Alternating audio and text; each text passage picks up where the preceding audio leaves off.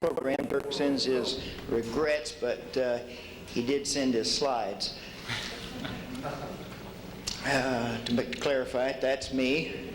And that's the new name of our company, and the PBX operator just quit because they told her she had to say all of that when she answered the phone. There's a lot of repetition here, so I'm going to go very quickly if I can, but basically we're going to discuss the role of batteries in the photovoltaic industry. And as you all know, we store the energy generated by the panels, and it's discharged during the night or on a cloudy day. One of the things that we have to consider in the installation of the PV battery is that the watts that you're storing is pretty expensive and money is limited. So it's very important to minimize your voltage drop, use oversized cables, locate the battery and load close to the PV panel, choose a large enough battery to store all of the available current, and ventilate the battery to minimize storage losses due to heat. We've had other folks talk about the effects of heat. The alloys for photovoltaic batteries that are currently being used are the calcium, the antimony, the G&B's MFX, and also pure lead.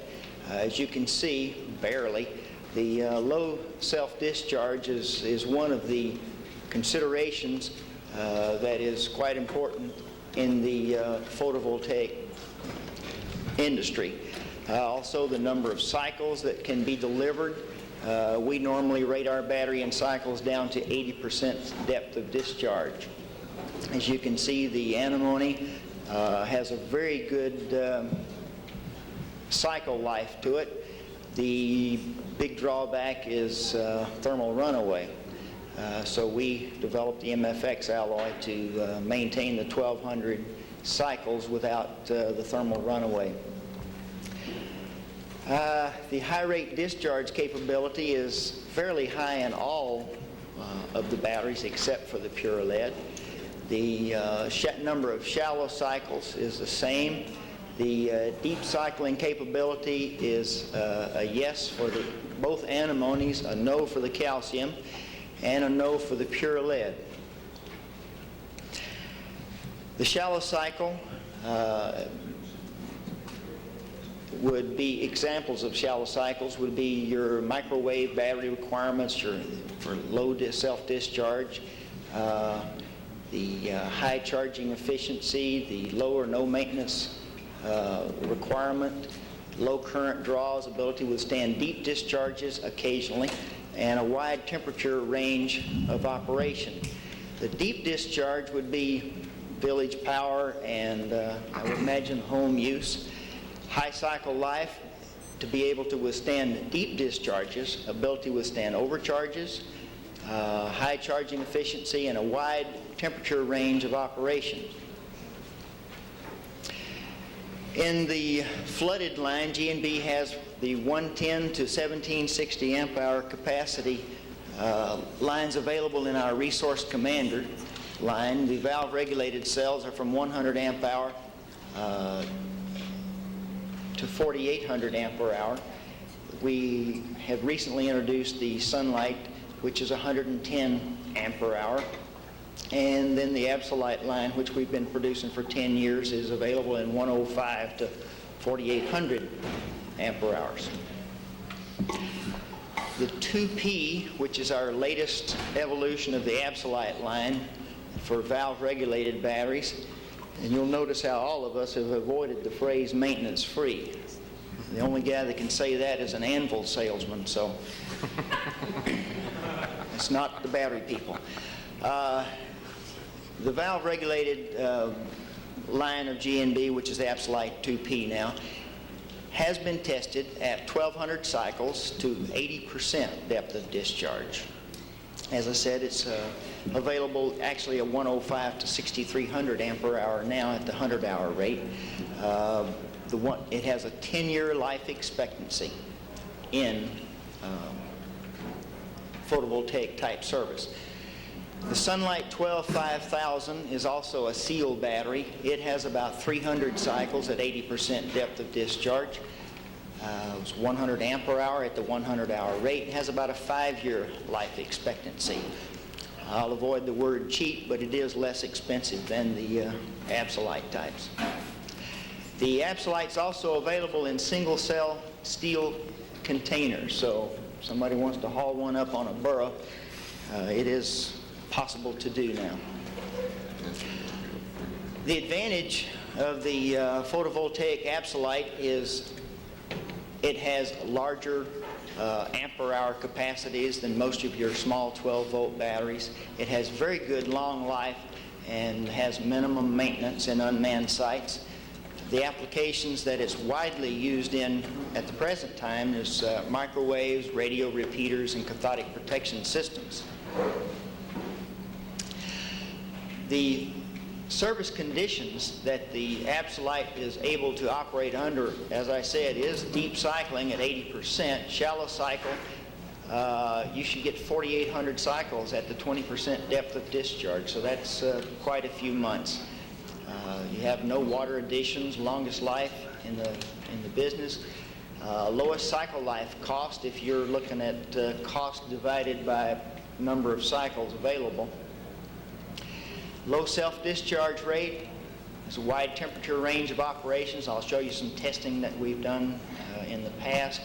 Freezing tolerant, and it withstands discharge down to 0 volts. However, we don't recommend that. The battery features, it operates horizontally or vertically as 3 or 6 cell modules designed. They're easy to install. Single cell units are available for ease of transport. It has a rugged construction, withstands transport, and it has integral solid copper posts to reduce the internal resistance. This is a picture of our Sunlight. Has little carrying handles so that they're easy to transport. The advantage of the Sunlight is that it has medium power and it has low initial cost. Its applications are navigational aids, pole mount boxes, microwave, radio repeaters, cathodic protection. Actually, it doesn't know where it is when you install it, so you can use it for anything you want to, really. Service conditions. As I said, about 380% cycles, 1,000, 20% cycles, no water, long life, low cycle life cost, low self-discharge, again, wide temperature range, and it is freezing tolerant. They are available in 12-volt units. They are polypropylene containers, which are recyclable. Carrying handle, it operates in a vertical or horizontal position, and it does have the copper inserts in the posts. The Resource Commander is a flooded battery. It has 1,200 cycles at 80% depth of discharge. It's available in much larger sizes, 221 to 1769 at the 100-hour rate, 5-year life expectancy. The RC12110 is a less expensive model of the RC. It's 12-volt units. It has 280 cycles, depth of discharge at 80%. It's about 110 amp hours at the 100-hour rate and about a 3-year life expectancy. There's a nice picture of the RC110. Again, it has a built-in carrying cable handle. It's in a polypropylene case, which is recyclable, and has dual posts for both the automotive type and the bolt-on type of post. Again, it's low cost. It is flooded, and it has innumerable applications. The one on the bottom I can't see, but the service conditions, it will require monthly watering. It has good life and low cycle cost. It has a wide temperature operation of from 0 to 50 degrees C. This is our Resource Commander, the large model. It again has very high capacity Its watering intervals is approximately 6 months because we take a lower than normal capacity plate and we put it in a very high profile jar to give us a lot of extra watering room up there so we can extend the watering intervals. Applications, again, you can put it anywhere you want to. Service conditions, 4,000, 20% depth of discharge. Cycles is about the only new thing there. Let's go. The battery features are 12-volt 6L trays, epoxy-coated trays, easy access for water addition, and they do have flame arresters for added safety. Personally, I've never tried to hold a match up against a flame arrestor, and I don't suggest anybody try it. I'm sure they work, though.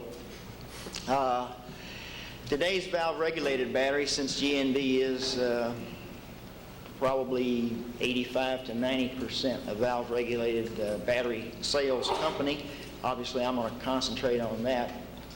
They operate on the oxygen recombination principle. We do use a mobilized electrolyte. That is normally it will either be gelled or absorbed, and you don't need to add water.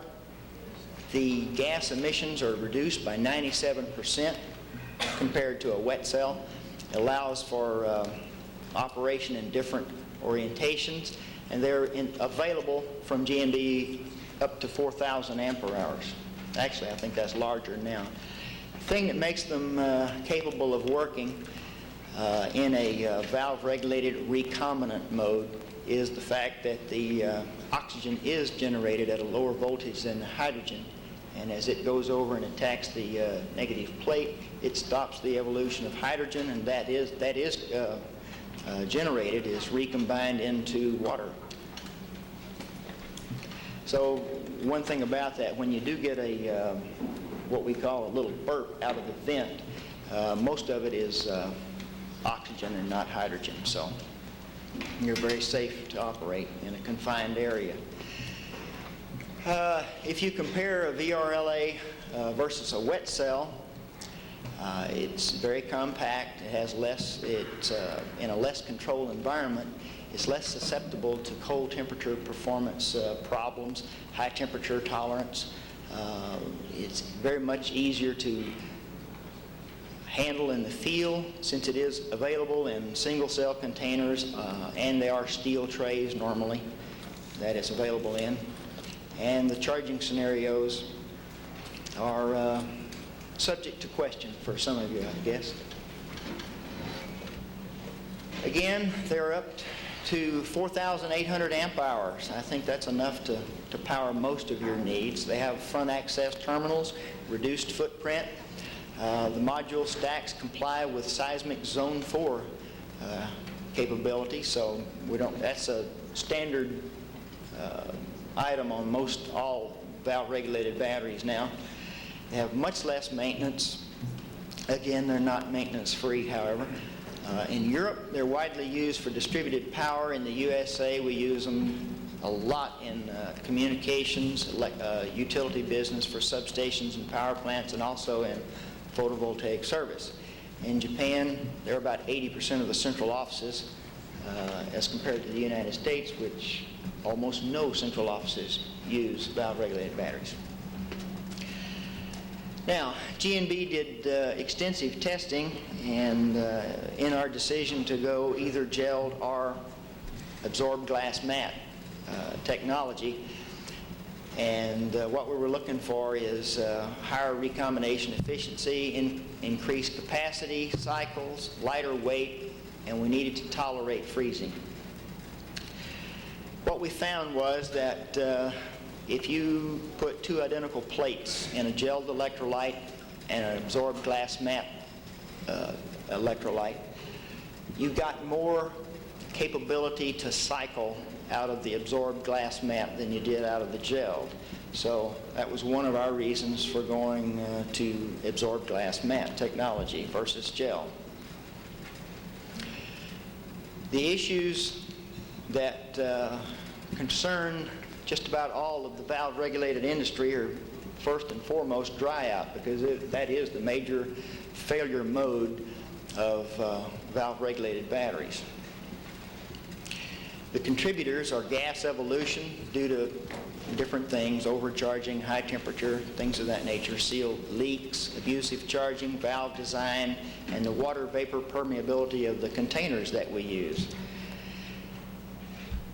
The different alloys gas at different levels, and as you can see, your pure lead is probably the best. The lead calcium is next. The 1.8% or the low antimony alloy is next, and then you have your old forklift 9% alloy is the worst as far as gassing. We ran extensive testing on 560 ampere-hour cells fully charged at 225 volts. The vents verified to release at 4 pounds. The temperature was maintained at 25 degrees. Cell pressures were recorded. All gas releases were collected and rates were established so we could have some sort of dry out predictions of our cells. What we found was at 225 volts per cell, which is the normal float voltage for a substation or a cellular type telephone battery, we got 0.07 cc's per hour with a total release over 20 years of 12.261. Loss over 20 years was about 6.6 grams of acid, so or water. Since we have about 6,000 grams of acid, the percent loss was 0.11. So therefore we concluded that under normal operations the thing shouldn't dry out over a 20-year life or longer. This is a slide which is very hard to see due to the colors, but the average gassing rate at the different voltages and the different times is 0.007. That's merely a slide to show you the gassing rate. The effects of jar leaks at the jar cover and post cover seals affect greatly the dry out. So you need to be sure that your seals and all of these things are very good. The float voltage disparity will be created by gas leaks, capacity degradation at the high rate and the low rate, and as you lose water in the cell, it'll increase your internal resistance. The design considerations on the valve, there's a little bit of controversy here between different manufacturers about what voltage is best to use on different valve regulated batteries. G&B's idea is that we want to gas at a little slightly higher level to prevent dry out due to very frequent burping of the vent and resealing. We feel like we get much better life out of the battery if we vent at a higher pressure internally. But basically you want to close above the atmospheric pressure so that no air will enter the cell and maintain your recombination efficiency and watch your float currents. Our design for venting pressure is 3 to 9 nominal. Cell operating pressure is about 1 to 2 psi, and our closing pressure is 1 to 3. The water vapor permeability of the different materials that are used, you can see that the polypropylene material is about 173 years until you would lose enough water to affect the life of the cell, that being about 10%. PVC is about 29 years and ABS is about 6 years. At 50 degrees C, you would get about 18.3 years, 6.7 with a PVC, and 1.4 with an ABS. So therefore your material that you build your jars out of is extremely important.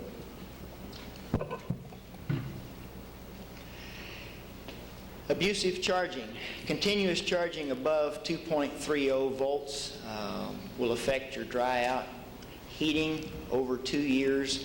The way to prevent this is to monitor your float voltage and current, temperature compensated charging.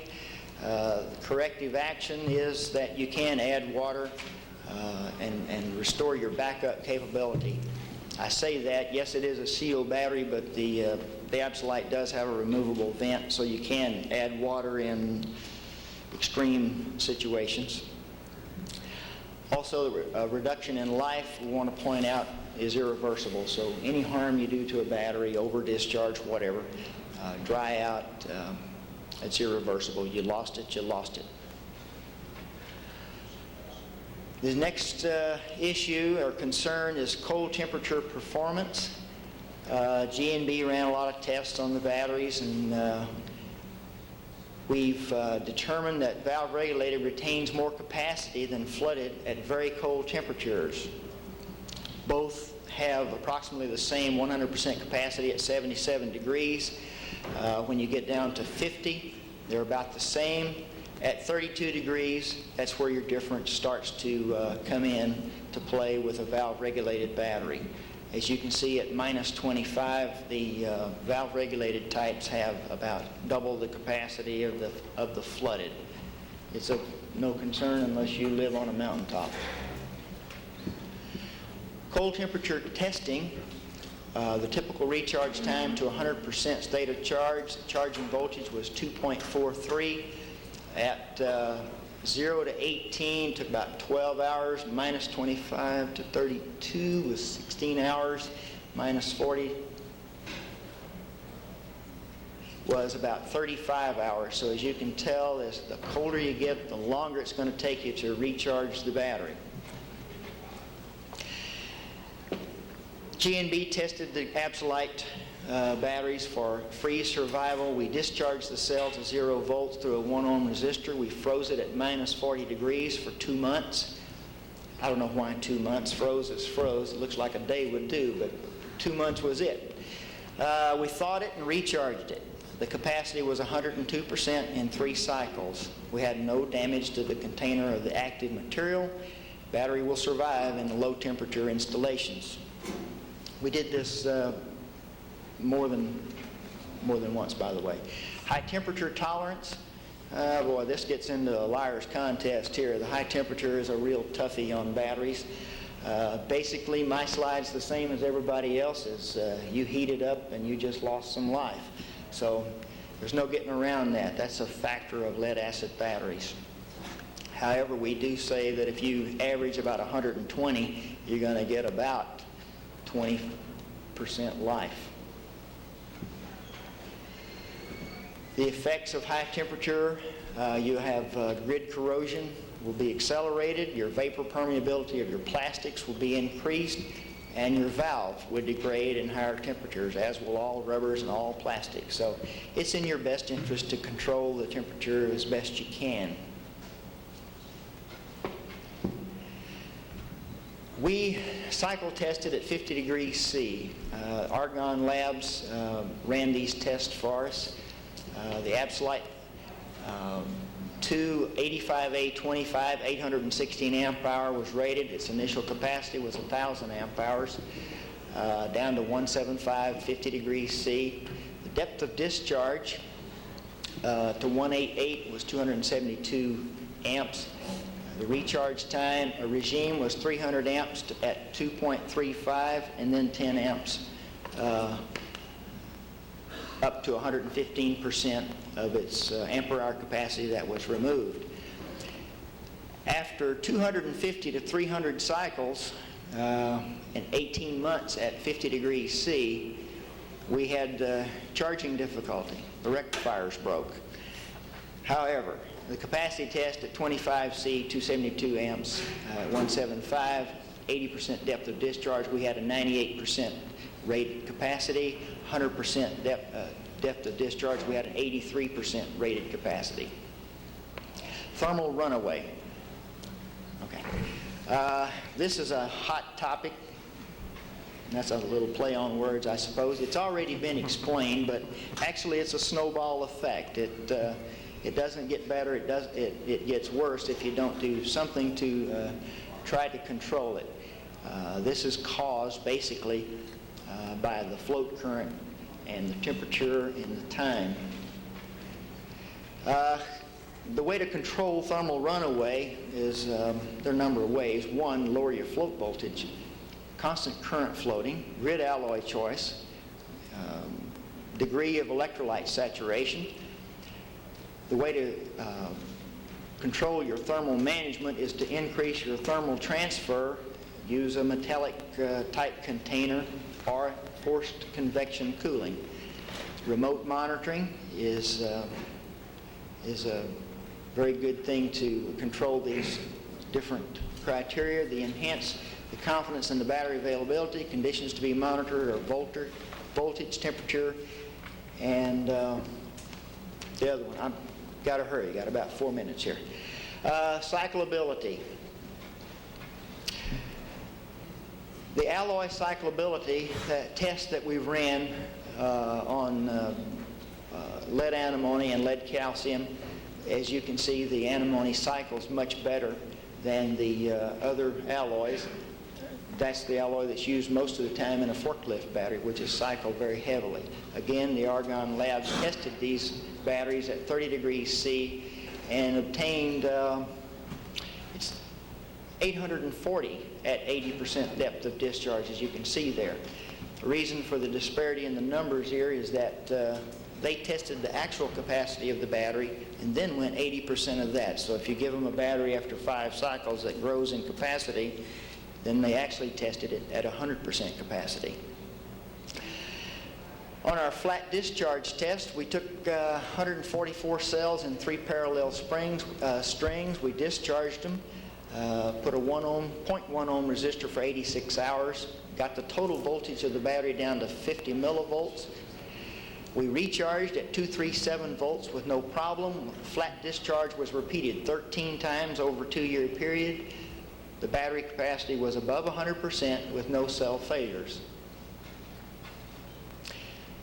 And a lot of people are asking, what are we doing with new technology? G&B has a program right now that we expect to invest about, Max, about $5 million in. It's a 3-year program for us. We're looking at new grid alloys, new active materials, electrode structures, the valves, the charging characteristics of the batteries, new charging regimens, thermal management and process, seals and separators. All of these things that we're going to spend a lot of time and money on would transfer over into the photovoltaic industry. So far, we've managed to increase the volumetric energy density at the 8-hour rate quite substantially over the flooded stationary batteries that we had in the past. And that's it. Thank you. Can you go into a little more detail about thermal runaway, which type of battery goes into sort of affect it, what conditions lead to, for example, Okay, the thermal runaway is a term that's kind of abused in the industry, and technically, or semi-technically, what it means is that the negative plate really gets poisoned or contaminated, and it starts the cycle, and as you've heard, heat is generated in the battery during its recharge cycles. If you don't have a way to get rid of that heat, it will compound on you. This is really thermal abuse, but when you get into a battery that really has classic thermal runaway, generally it's a battery that the negative has been contaminated, and it increases in temperature due to increased currents. Increased currents suppress the voltage, increased currents due to suppressed voltage. It just sort of snowballs on you. Now, G&D uses an MFX alloy to plate the negative plate and prevent contamination on the negative. That's the reason we can use an antimony for valve-regulated battery service. The only way to prevent thermal runaway, realistically, is temperature management with better dissipation of the heat, which is going to be accumulated. But, you know, a lot of battery brochures, and it's very common practice on users to use constant voltage charging. And some battery literature just says, charge at this voltage, you know, as long as current limit is tapered. But you really should use a temperature compensation circuit where you can't control the temperature otherwise, to cut the voltage on the charger down as the temperature goes up. That's the only way to do that. Can you say which battery chemistries are more or less sensitive to this problem than others? Well, obviously your flooded types would be less because they have a whole lot of acid and a whole lot of volume there. But then you give up some other things like maintenance, and you give up footprint. Thank you, Roy. That thermal runaway question is a little dear to my heart too, as I probably sent a few of those into that situation myself. And personally speaking, I've found the only time that that situation can really occur is if you don't do temperature management of the regulation set point or temperature control of the battery. It's a heat dissipation problem. So. You guys hold on to your seats. You've been really good hanging in there. It's been quite a while to sit here and listen to these. Let's just, one more. Let's get Rob Carey up here to give us some good insight on someone who's been distributing batteries for quite a long time and really knows this business quite well. It's been in a lot of installations in photovoltaics and knows what works and what doesn't work. And then we'll be able to entertain a lot of these questions, general nature, that take 5-10 minutes to answer, okay? Rob's got an MS in Natural Resource Policy from the University of Michigan, Ann Arbor, and a degree in Environmental Design and Communications from Antioch College in Yellow Springs, Ohio.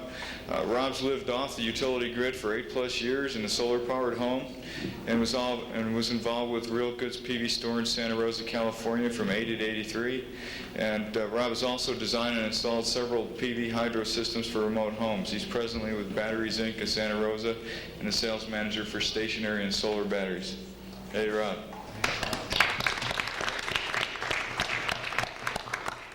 Could we turn on the lights and everybody maybe stand up for a minute, walk around? Rob Carey. I'm really happy to be here. What's that for? I don't know. Because we all got to stand up or something?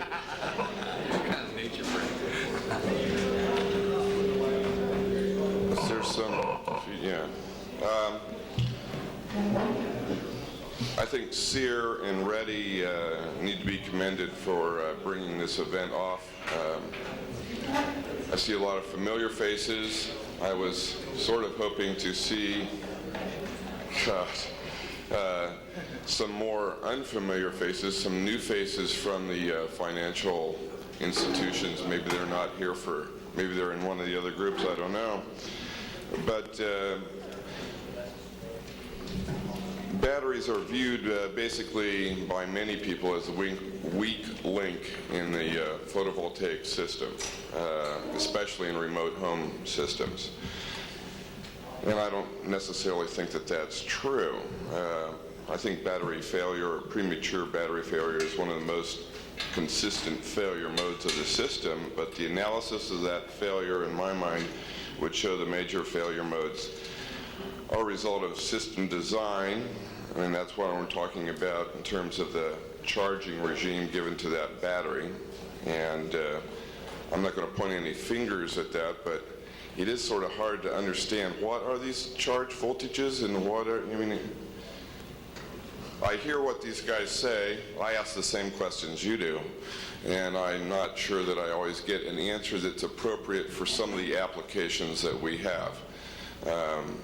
That's one of the things that I'm interested in, that Steve Harrington is working on in terms of a matrix of the different types PV applications where batteries are involved, because there is a wide range of depth of discharge, temperature, charging capabilities of the system, and all those relate to different charge set points and what to expect out of different battery technologies. So when you ask a battery person what is the charge control, what are the set points, like you asked Mark, or whatever it is, the true answer is it does depend. It depends on those things, and that's one of the things that isn't really addressed is, are we talking about a small charging rate or capability to a large battery, or a smaller one, and that sort of thing. And we're hoping to make some progress in that, and I think we have. But in terms of the remote home industry, I feel like a lot of great strides have taken place in the last few years.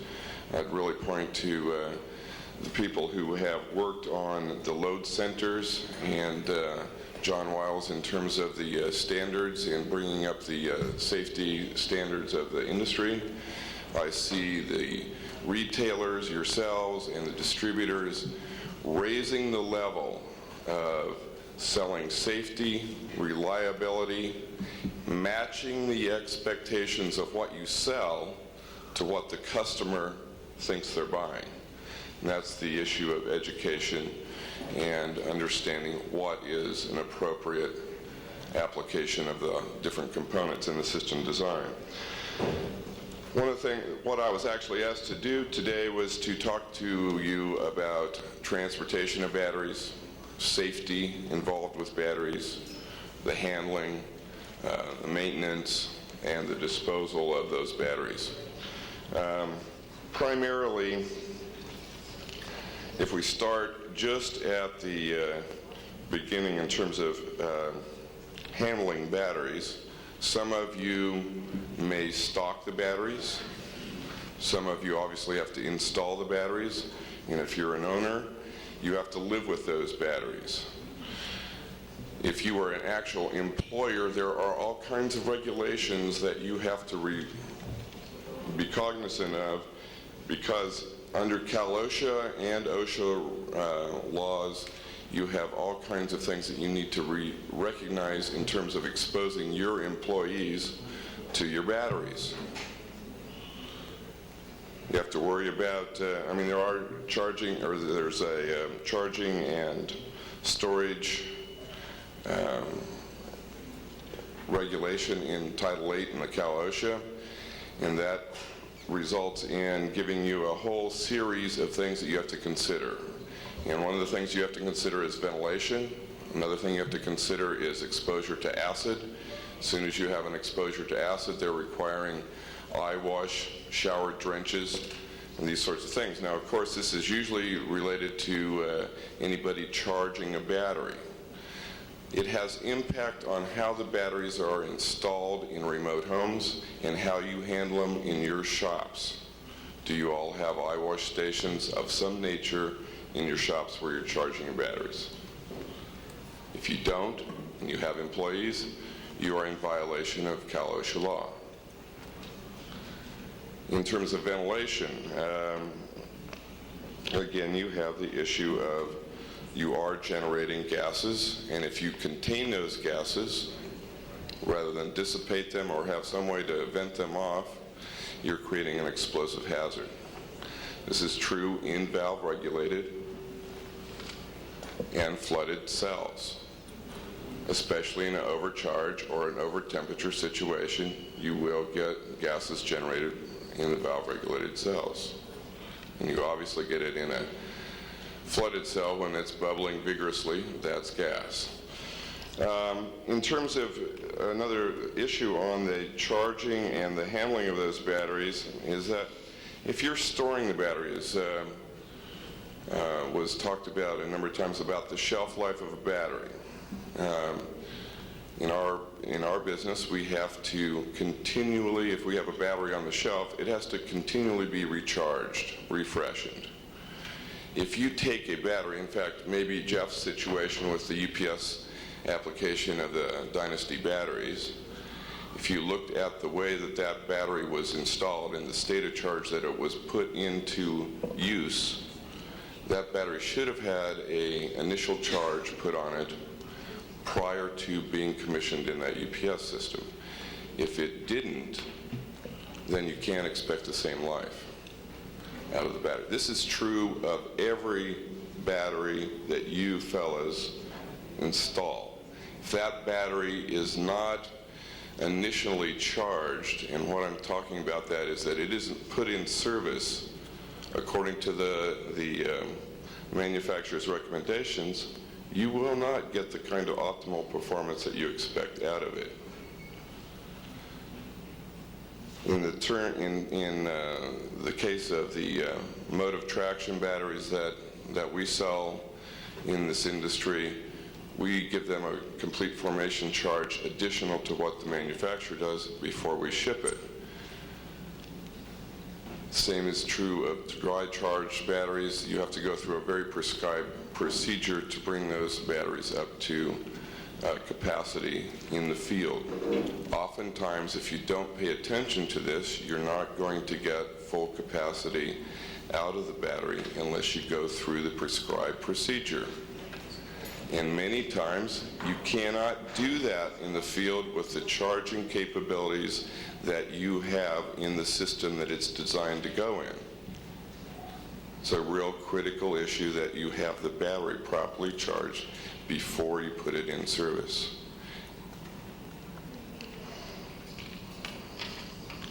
In terms of transportation of batteries, batteries are considered hazardous material.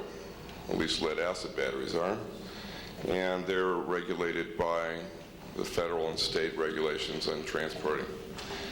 If you are a company, a commercial venture, and you actually transport that battery, you have to follow the regulations.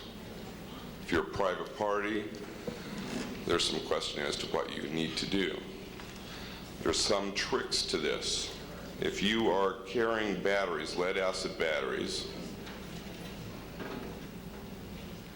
and you have them properly tied down in the vehicle so that they cannot affect a short or spill, and you have no other hazardous material on that truck, you can haul that battery and it doesn't have to be placarded, and you don't have to have a hazardous material license.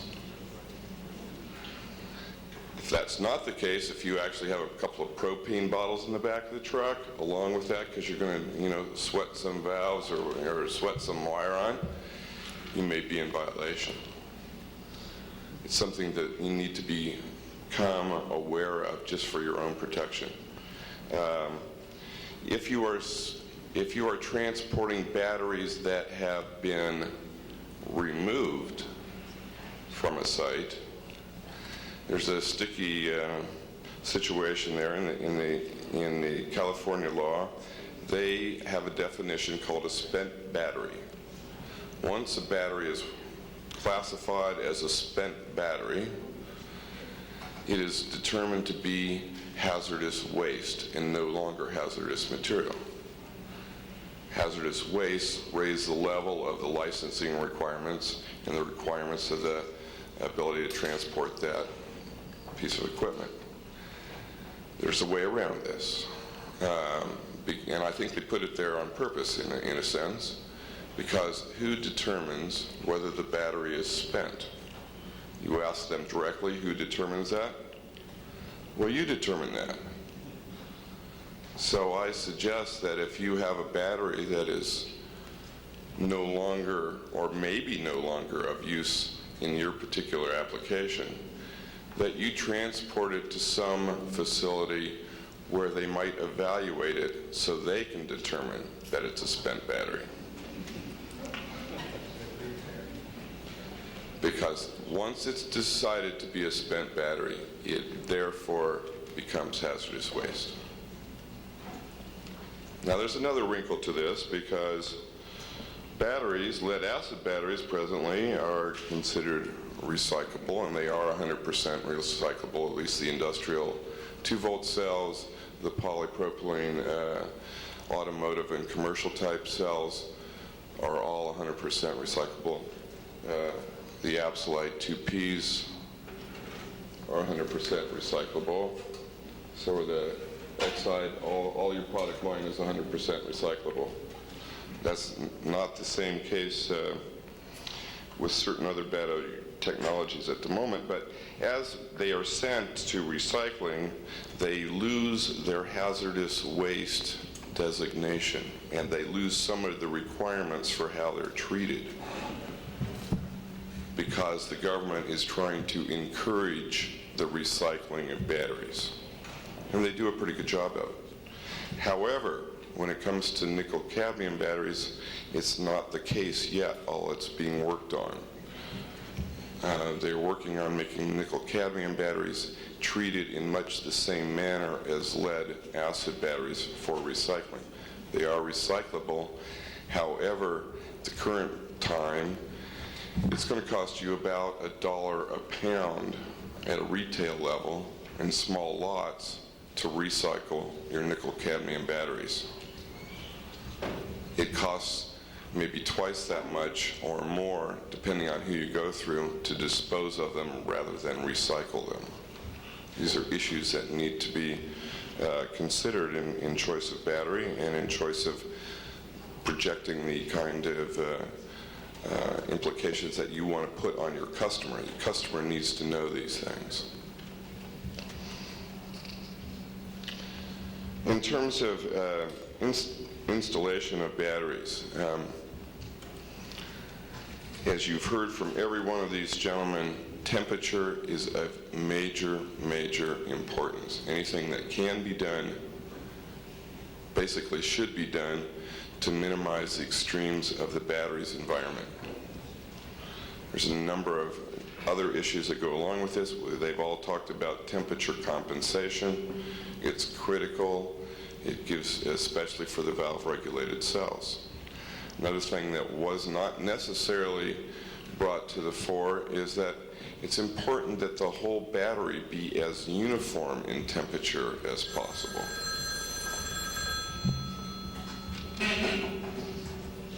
What you're trying to achieve is you're trying to achieve the same potential voltage to each cell. If you don't achieve that, then you're going to either overcharge or undercharge part of the battery. And that can happen with a 5 or 10 degree difference between the different cells. And that's how's that accomplished? It's often accomplished because it's in a room where the ventilation system hits one side and not the other side of the battery, or it's got sunlight, it's exposed to sunlight, and it may be on one battery or one cell and not on the others.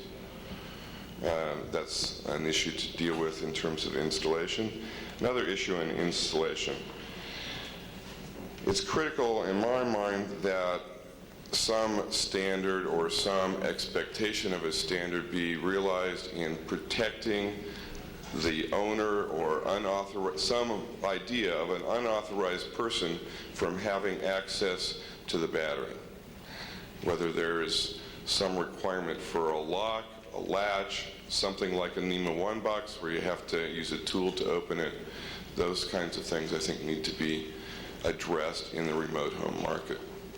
In terms of ventilation, all of you know that you want to ventilate the battery room or the battery box, and some go to great extremes to do this.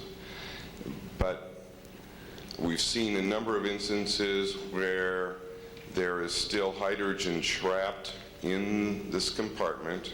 One that was a great one. Beautiful box, well insulated, completely sealed, had a tube going out to the outside, but the top of the tube was an inch below the top of the compartment. And plus that, it had one of those little vents so the rain couldn't come in the tube. So that lowered it down another 50% of the diameter of the tube. So you had about 1.5 inches of trapped airspace. And over a long period of time, charging, and this was a situation where The people weren't in the house all the time. They came in, put a load on that battery, the way it was connected together, the maintenance on the interconnector cells, or the interconnections, was slightly corroded, a spark, and it blew the covers off the batteries. Scared them. It didn't create any other problems other than acid was let go inside the battery compartment, and they had to do some modifications. But it's something that's not in the mind of every installer to look at. It's real critical that you consider safety as one of the major factors in an installation. In terms of connections, the connections between the cells or between the battery blocks, whether it's L16s, 2-volt cells, absolites, whatever, connections need maintenance. Failure of batteries in telecom, UPS, is often the connections. The fail of the conductivity path is the failure mode. In the absolite or the sealed battery technology, the failure mode in some of those cells, due to whatever, whether it's manufacturing or to the operation of the battery, often is post-seal leaks. Those post-seal leaks give you corrosion on the post and will reduce, create a high resistive connection. And if that isn't addressed or that cell isn't replaced, you can have either an open battery, no voltage, or other situations where you get high resistance and high temperature on those corroded interconnecting cells. Maintenance on those interconnections and the actual installation of those, I would recommend the stainless steel hardware. I would recommend no bare copper to lead connections. Your inner cell straps, cables, wires need to be plated or lead plated at the, or cadmium plated at the minimum.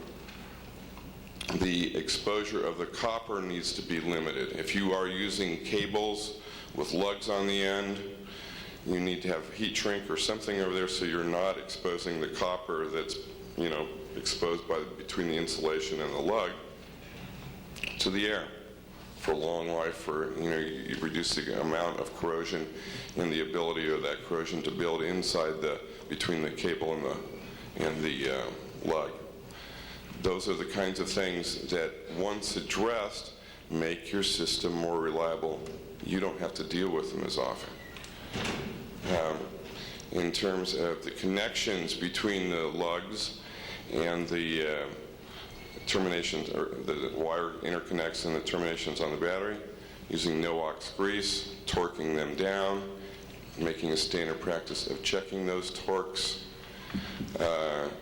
is part of your maintenance regime, and it's part of the maintenance regime that the owner, if the owner is going to do it, needs to understand. They need to learn how to identify the problem that they see on a battery. In terms of cleanliness of the battery, one of the major issues for these batteries is self-discharge rate. If there's any acid or moisture on top of the battery cover, that will increase the self-discharge rate, make a hazard if it's connected to a metal rack and it goes to ground, and you can get all sorts of problems of that nature.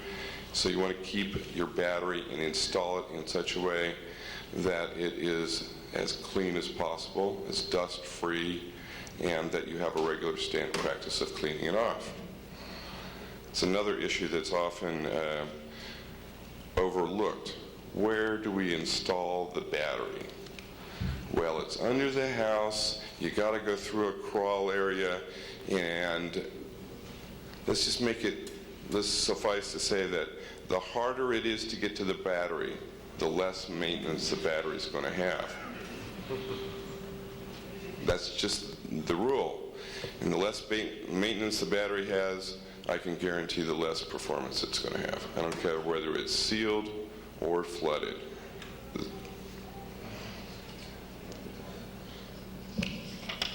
Steve says 5 minutes. back to basically the removal and disposal we've gone over. Lead acid batteries and nickel cadmium batteries are recyclable in the state of California, and in terms of the lead acids, you can basically take them to almost any automotive battery dealer and have them taken care of. Obviously, we'll take care of them. We send about 30,000 pounds every week or so to the smelter throughout the year. The nickel cadmiums, you're talking about, at the best rate, 60 to 70 cents at the recycler's door in truckload lots. I don't get 40,000 pound tractor trailer loads of nickel cadmiums, and the minimum right now in California is, I think, you have to have 380 pounds before the, I mean, if you have less than 380 pounds, you pay for 380 pounds. About a $500 minimum. I'd rather just go to questions and go to the whole group at this point. Any questions? Anish? In terms of protecting the battery and at the same time allowing ventilation, I had a thought of using some sort of an epoxy type cover for the batteries where visibility is there so they can see if any corrosion occurs on. At the same time having preparations on that epoxy so that large objects will not be able to come in contact with the thermals of the battery, but those holes would allow the ventilation of the hydrogen, provided that the space that they're in does have an adequate ventilation anyway. What do you think of that? Well, I think it's crucial to not have anything above the battery and where it's installed that can drop down on the battery. You've got exposed terminations. If a metal object crosses that, you're going to have sparks and you're going to have a short and you have a potential situation. So covering like that is a good idea. However, you've got to make sure that you cannot trap the hydrogen. Another issue that I need to have somebody address is the issue of the vents on the cells. I know that that's, in terms of the Trojan, they claim that their cell vents are recognized by UL. I'd like to know if hydrocaps are recognized by UL. I'd like to know what is the maintenance interval on hydrocaps applied to different batteries. I understand that the hydrocaps are made specific for the charging regime and the amp hour capacity of the battery, but I also understand that those caps need to be replaced. When? And are they UL? John? A couple of answers. I talked with George Baroni at Hydrocap a couple of weeks ago. They did not get UL listing on those caps when they're not connected to a battery. Item one. They also have an aging characteristic of 10,000 amp hours, I believe, is the specification, at least on the Trojan golf cart battery side, 10,000 amp hours of overcharging or outgassing of the batteries. So there's two answers. At the prescribed rate. If you change the prescribed rate that you purchase those for, then all bets are off. Any other questions? Yes? Can you elaborate a little more on the equalization issue, how it differs for wet versus sealed ventilation, how often it really needs to be, we're talking about stationary cycle. Definitely the flooded cells, especially antimony, and the taller cells, the taller they are, the more you're going to have your equalization, but you're trying to accomplish two things there. You're dealing with acid stratification, but you're also dealing with equalizing the cell voltage in specific gravities of the battery, and you're doing the overcharging that in normal operation you may not get to an overcharge rate every day, and you need to do it periodically. That's different than conditioning a battery. When you say periodically, I heard once a month, is that ragged edge or should you do it once a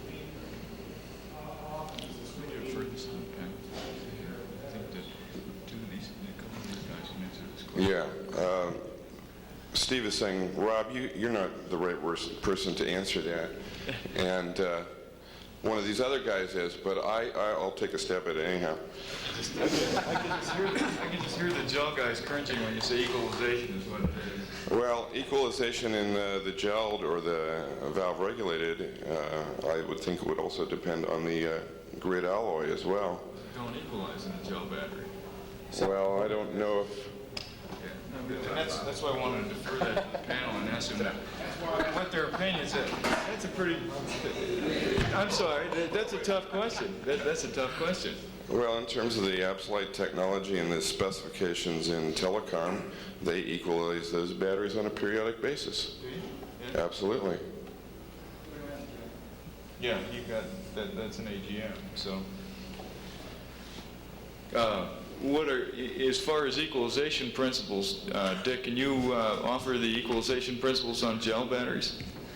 Generally, equalization is not required in a gel type of battery, only when necessary. When Rob was pointing out various different aspects in a system, differences in voltage relative to temperature, stacking batteries, higher temperature to bottom, you can get some voltage variation that can be significant, directly related to your system. Under those kind of situations, you probably want to, say, restrict or, say, renew the batteries to that degree, but with an equalization. But in general, charging properly, proper range, you should not have to.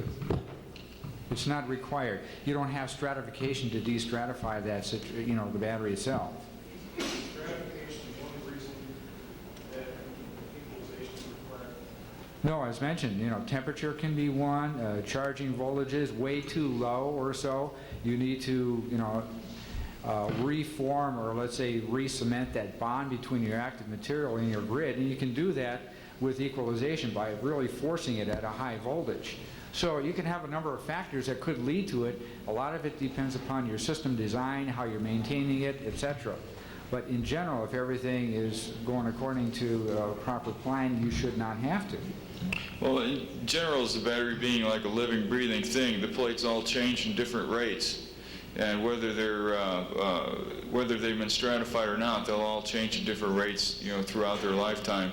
And in that aspect, maybe equalization would be appropriate too, and not just because of stratification. I think maybe Jim would probably agree to that. Well, equalization, in my opinion, serves two basic fundamental purposes. One has to do with the equalizing out of the voltages and the specific gravities, and also, as Dick indicated, to reform the peroxide layer.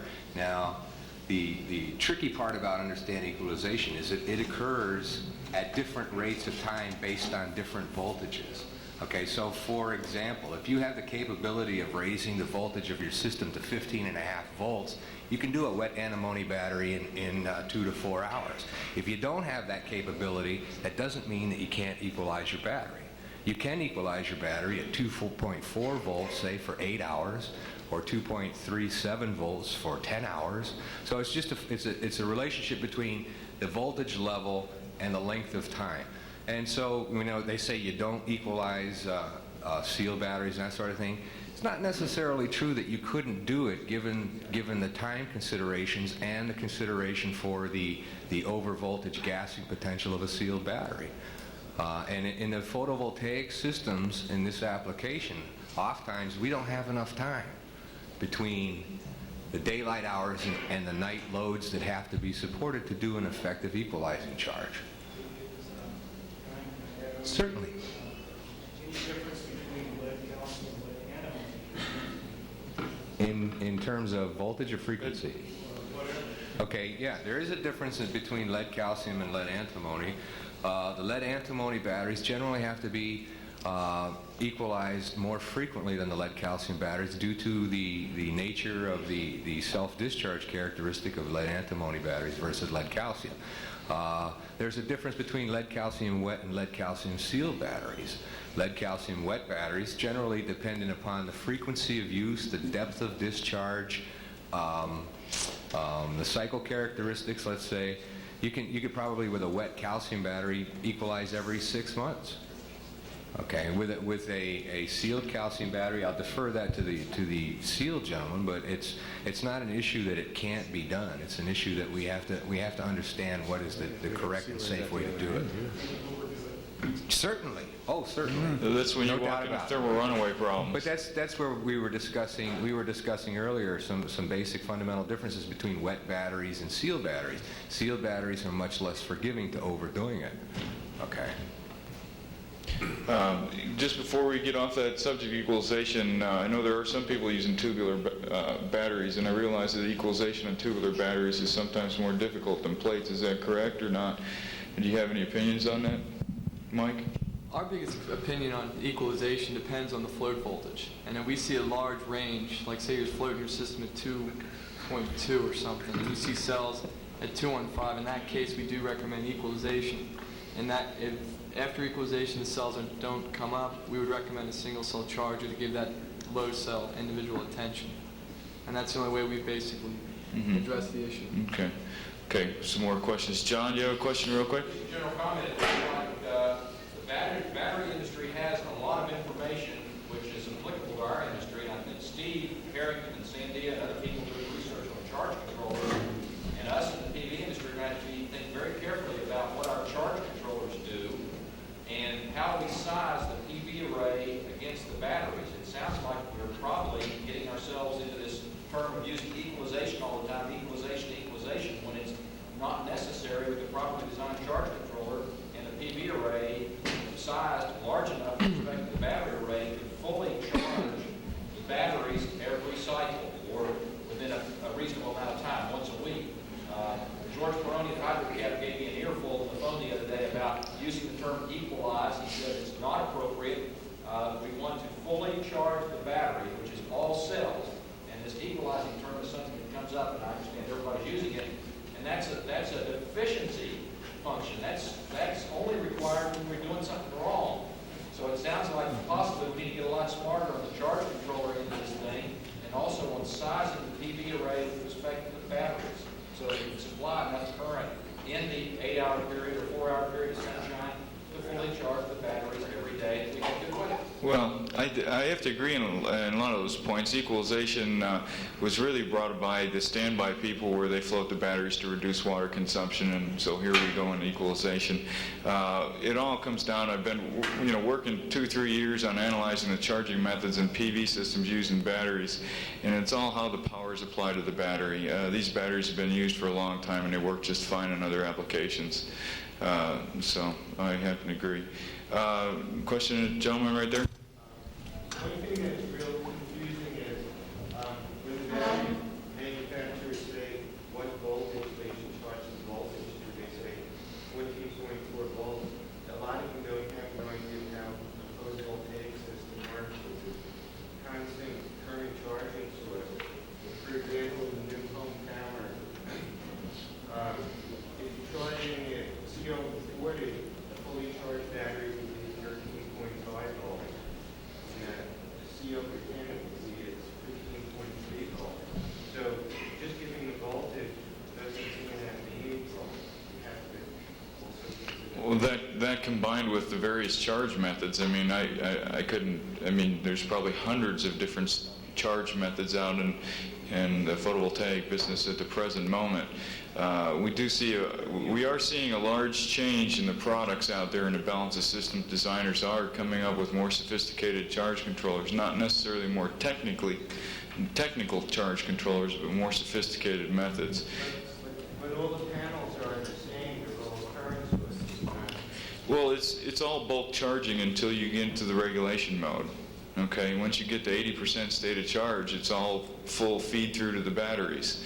What you do from 80% to 100%, your ability to return that power to the battery in a method that will accept is critical to the battery technology you're being used and the method you are using to control it. But what makes it confusing if you ask the battery manufacturer what voltage should be charged to, and they say 14.4 volts, it's really meaningless, because they don't have. Well, we're working a little bit on that. Our best method for that is we've been interfacing with the battery manufacturers, trying to provide, I mean, I've been to every one of these guys' facilities. I've given them full presentations on photovoltaics. We've brought charge regulators in or information on the different charge regulating mechanisms. Some of them we've provided regulators to them for their test areas so that they have get an idea. It's taken about 2 years, but the light bulb has gone on that, and yeah, we don't charge batteries the same way. And constant voltage charging is probably not a realistic scenario in most areas. They just mentioned today, they said charging at 14.4 volts. 14.4 to 14.7 is what's recommended by Johnson Controls. But in the photovoltaic industry, what does that mean to a person? You might have, one panel hooked up to a battery or 2 panels, and you're using voltage, which will be charged. Oftentimes, those voltages, the manufacturer has a rate in mind, so they just fail to print it on the brochure. If you ask the manufacturer at what rate that voltage was assigned for, you might get a very direct answer. They're typically thinking of finish rates. Is Lower than 0 or 50. Is there a comment from the panel on this? Well, I think when you go in to get some technical support, you have to define, what kind of charging capabilities you have. And in a photovoltaic system, you're right, it is a bulk type of constant current charging, but it's not conventional constant current, okay? You're taking constant current and then you're putting a voltage limitation on it, or a voltage regulation on it, which now, the question is, what voltage should I charge my battery to? Okay? We as battery guys are going to give you a voltage, and if the voltage doesn't mean anything to you, then maybe we need to ask the question in a different manner so that we can give you the proper information that you're looking for. Okay? When you take a constant current charging source and put a voltage regulation on it, now you have a modified constant current charging source, and the charging characteristics have to change. Okay, if you look at a float charger and a telecommunications application versus a marine battery charger, the way you apply those two charging sources are somewhat different. And when you move to an on-off regulation method, all bets are off.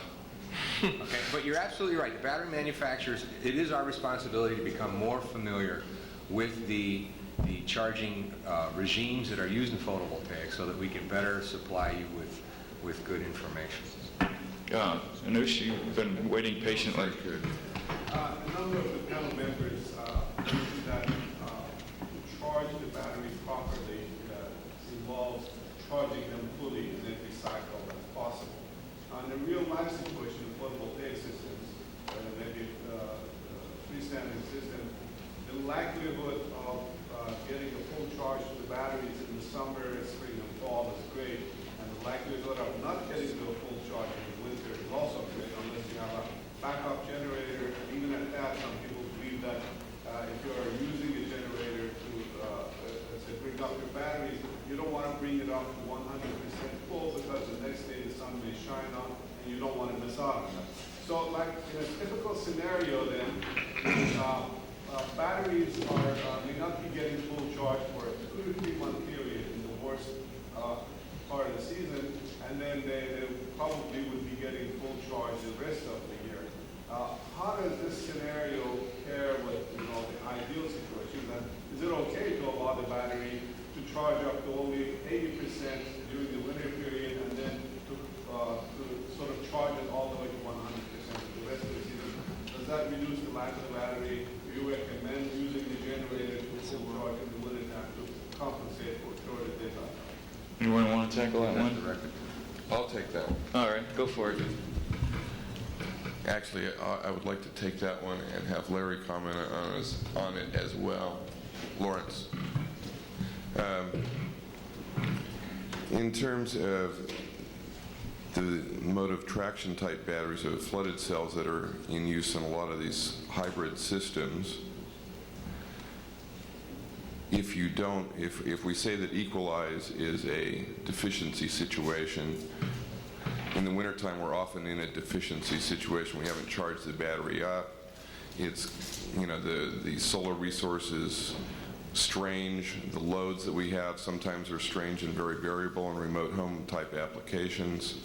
At a minimum, if you do, quote, equalize or fully return a full charge to that battery on a periodic basis, whether it's a week or whatever, but you let it work in at a lower than 100% stated charge, because you're trying to rely as much on your balance of the solar resource and the use and the load in the house or the home. That seems to work very well as long as you do it on a weekly basis, try and return that battery to a full state of charge.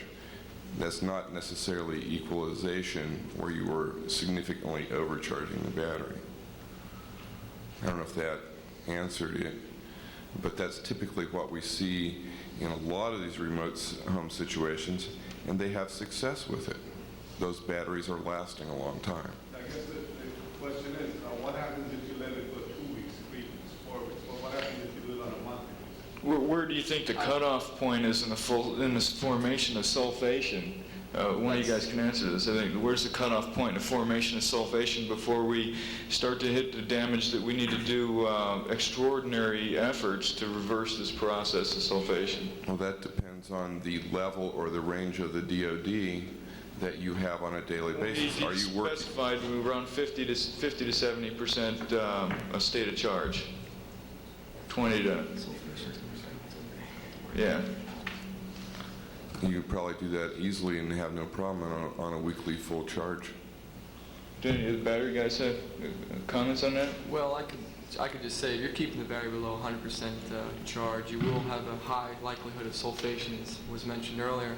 And the only way to break that up, I have no timetable to give you when is it in the critical state. The only thing is that it's kept in that position or that state of charge. It will be very likely that you will not be able to revive that capacity that stayed in that state of charge for an extended period of time. But the only way to revive it would be an equalization. Yeah, there's a time frame there somewhere though, because people are doing it and it does survive. Let's rephrase the question to the battery industry. Okay. Does the battery industry have any current users that operate the battery at less than 100% state of charge for long periods of time? And do you have the technical data that shows the sulfation rates versus time versus depth of discharge? Well, in Japan at I think 2 IEEEs ago, they had a paper where they were using a load leveling situation with batteries, and those batteries never, I don't believe, got over 70% charged. They were never above 70%. Those batteries were large flooded cells. They had an aeration type system to deal with the stratification situation. Now, in terms of whether they actually capacity tested, but they were using the battery in a limited range below 80% full charge on a continuous basis, and it was cycled daily. Anusha's question is very complex, and he's looking for a simple answer, and unfortunately there just isn't one. You've got 3 dynamics: temperature that the cell is sitting at, if it's a flooded cell, how stratified the acid is, and with those kind of variables, you're not going to get a simple answer. You've got to do it every week, you've got to do it every 2 weeks. You have to analyze the variables. It's difficult to do. It's not realistic in most systems. It's difficult for battery manufacturers to give you any kind of a meaningful direction, and so they simply resort to do it frequently. Yeah, I don't think there's any data. I think you're asking for, is there any data available? And do anyone else know of any data available? We're not looking for a simple answer, but more trying to point out the use of mode of use for the PV industry. That's very, common. Yeah. I have to admit, I'm more of a proponent of hybrid systems. But it's kind of like, if you were to go to one of the automakers and say, well, if I maintain my oil level a quart low continuously, when will my car die? And the automaker's going to tell you, well, don't maintain your car at a quart low, okay? Because I don't want to be stuck with the warranty when the car fails. Okay, so we as battery manufacturers cannot recommend that you operate your battery in less than an optimum condition. Okay, period. Okay, and what that happens to be is really based upon what you find works best for you in your particular situation. I don't mean to skirt the issue, but if you come back to us and say, well, you told me I could operate this thing at 80% every day, and it dies in 3 years, you're going to say, well, you told me I could do this. I think, Dick, something you want to say too? Yeah, just to further along the gelled acid type of phenomena and looking at this daily discharge of an increment over a month basis, I have some testing that showed 30 days type of cycle, a situation where we went down to about 90% DOD and then back up, and that didn't have an effect on a battery life type of relationship. We were able to come back after that. After 30 days, it was equalized, etc. But I think a real important point here is the temperature aspect, as brought up a little bit before. If you're cycling these type of batteries in that mode under a higher temperature type situation, I think that sulfate and that self-discharge, that type of let's say problem you're developing on a plate is going to be a much more permanent thing. If it's cold, as another example I have, where they sat for literally 2 months and it was brought back in 100% capacity. So that temperature plays a real important thing. I can't imagine cycling a battery down in a high temperature situation and leaving it there and then having to recharge it back up and hope to get 100% capacity back. I think that's a real key element. So in a way, it's good that this condition is more likely to occur Yes. in winter. It's more Yes, in that seasonally sense, favorable. it's more protective. Capacity-wise, not as good, but. You have a question here, sir? I'd like to comment to Mr. Trojan, actually the other battery people that Jim Drizos, Trojan batteries. I did that earlier. Jim Trojan from Drizos. anyway, if somebody came out with a clone of the Trojan battery with exactly the same battery, precisely the same, but they said, we've tested this battery, we found that you could leave it at an 8% charge and charge it up once every 2 weeks, and you'll get, let's say, 90% of the performance of the Trojan. I'd personally be willing to pay 10% more of the battery, even though it's the same thing, just because the manufacturer has given me some reassurance that I'm going to meet my needs. These guys are all hustling to do photovoltaic specifications, man. They're coming to all the IEEE meetings, and we're coming up with that. It's good for them to hear that their time's worthwhile.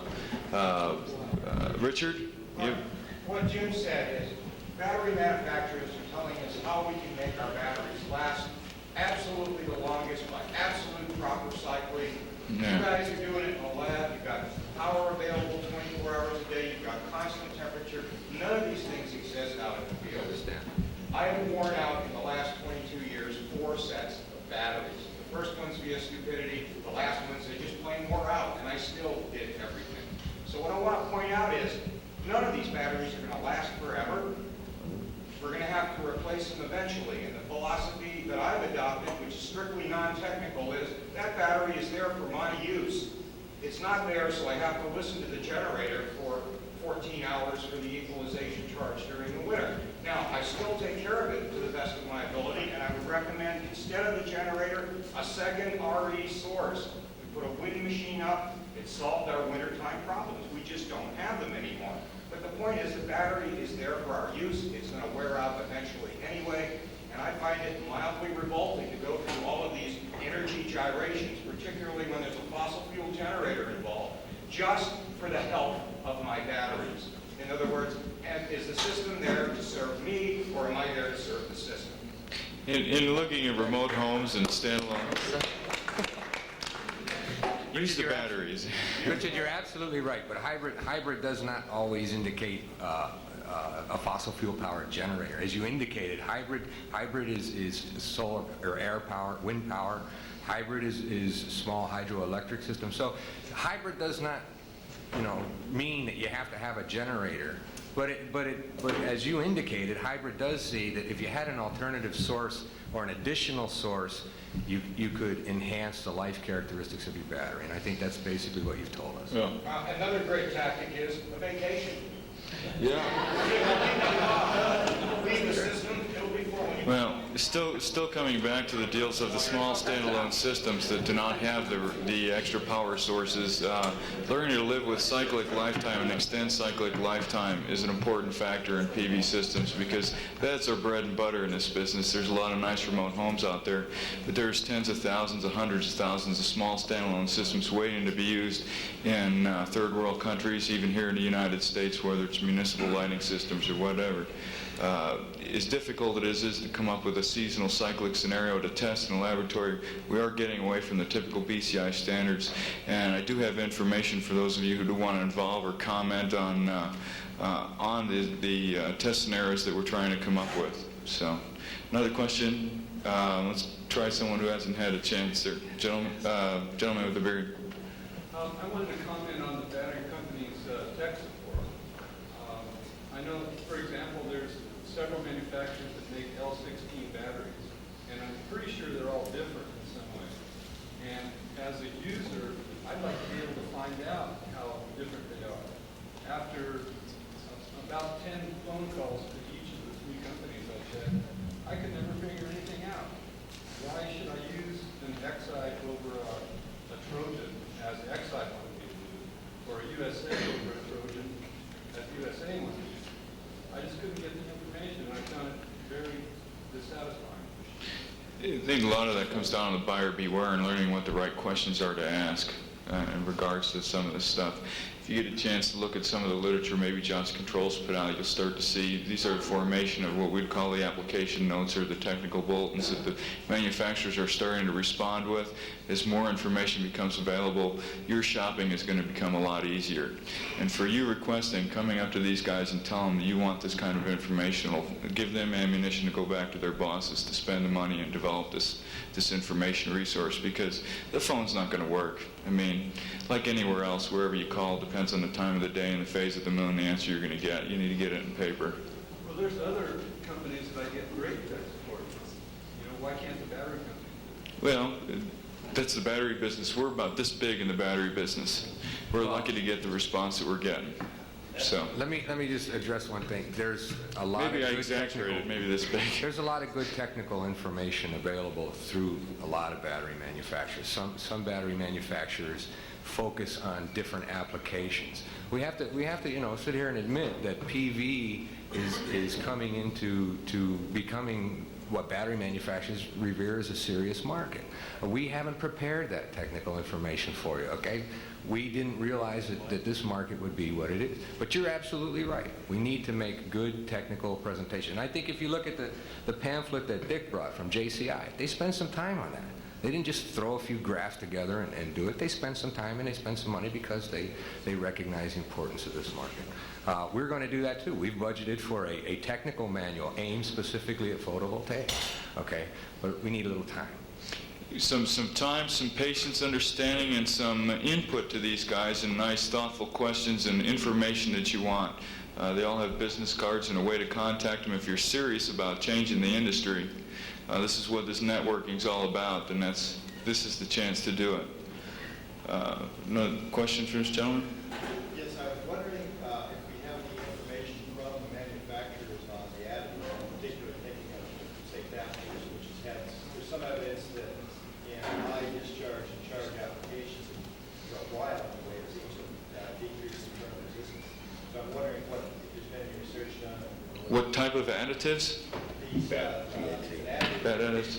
Every time. The electric car area seems to be able, for a period of time, anyway, reducing current resistance of the battery.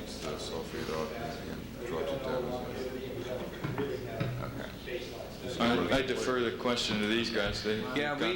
We had the management of BAT in our laboratories, and they've given us some sample to test, okay?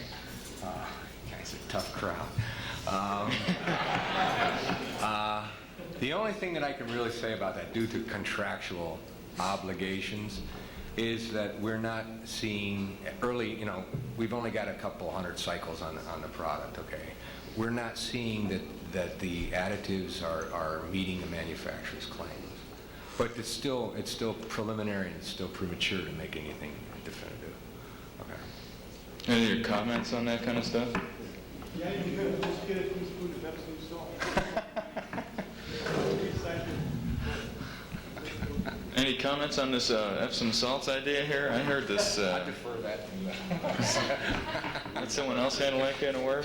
Well, the Epsom salts will work on an over-discharged battery, but after you dose it with Epsom salts, you need to clean it out and fully recharge it with clean acid.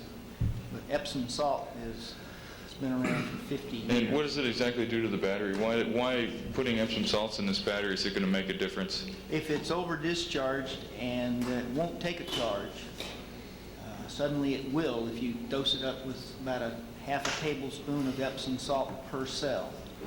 But after you do that, it'll internally discharge very quickly. Basically what you're going to do is strip off a layer of sulfation with that. That's corrosive.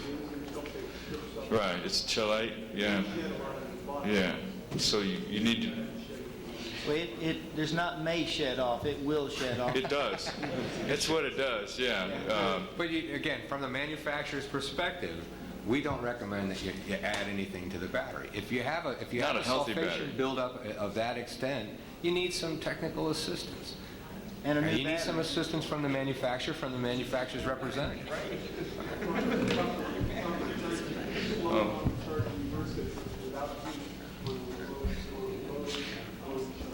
I had like to see some of these graphs and charts and comparisons that were up on the board. Some of you manufacturers put a lot of stuff up there that I heard a lot of people couldn't write down quick enough and it looked good.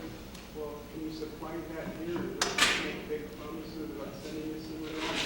Like I saw that 10,000, the EOD 80%, some of your excite comparisons or protein comparisons. I'd like to take that home or know that it's coming with the rest of you guys. Yeah. Okay, now they're throwing rocks. I guess they'll be here, after we break here. You guys can make your networking and, your relationships, establish them. I think they all brought business cards with them.